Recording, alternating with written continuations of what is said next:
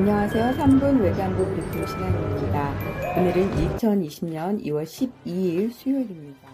김정은의 흥미를 잃은 트럼프 때문에 문재인 정부가 추진하고 있던 독자적 남북협력 추진 구상의 동력이 상실될 것으로 보입니다.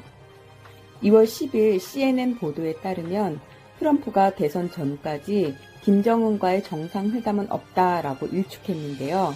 이는 곧 백악관 선거 국면서 표심에 도움이 안 된다는 판단에서 나온 듯합니다. 전문가의 의견이 양분되고 있는데요. 북한의 신뢰를 접은 미국이 탑다운 방식의 협상을 끝을 맺었다라는 의견이 있는 반면 일각에서는 북한으로부터 양보를 얻기 위한 트럼프의 전략이다라는 평가가 나오고 있습니다.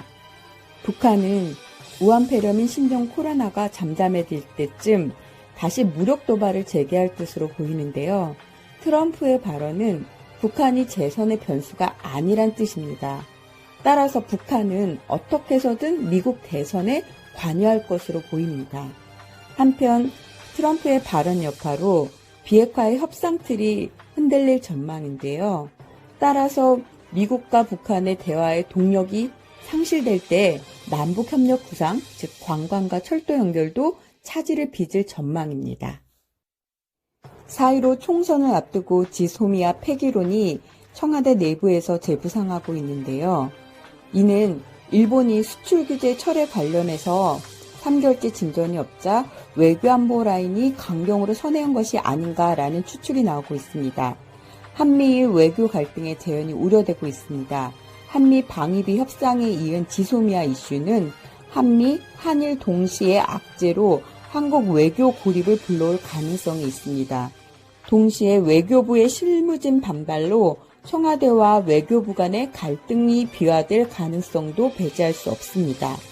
야권에서는 총선을 앞두고 지지층을 결집하려는 목적이 아니냐라고 비판을 제기하고 있는데요. 한편 문재인 대통령은 일본 언론의 강제징용 변호인식의 보도 관련해서 피해자 중심주의는 국제원칙이라며 반박을 했는데요. 이는 대통령의 외신보도 반박으로는 이례적인 사건이었습니다.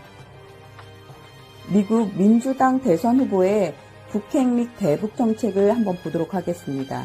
비핵화는 단계적인 접근이 필요하고 대북 제재는 조건부 완화, 주한미군은 모두 노를 외쳤습니다.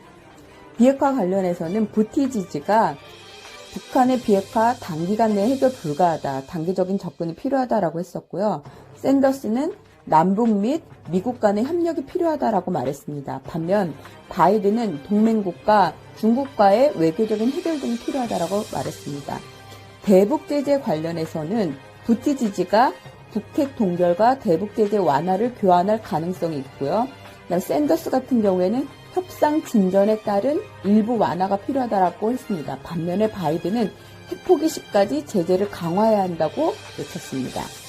주한미군 철수에 관련해서는 10명의 민주당 후보 전원이 노를 외쳤습니다. 북핵 문제 해결과 한반도 평화 유지를 위해선 한미 간의 긴밀한 협력과 공조가 필수적이라는 것이기 때문입니다. 대북 선제 공격 검토에 대해서는 10명 중 6명, 즉 부티지지, 샌더슨, 바이든 등 그다음에 정상회담 관련해서는 5명이 조건부로 찬성을 했습니다. 샌더슨, 바이든, 워런 등이 여기에 포함이 됩니다.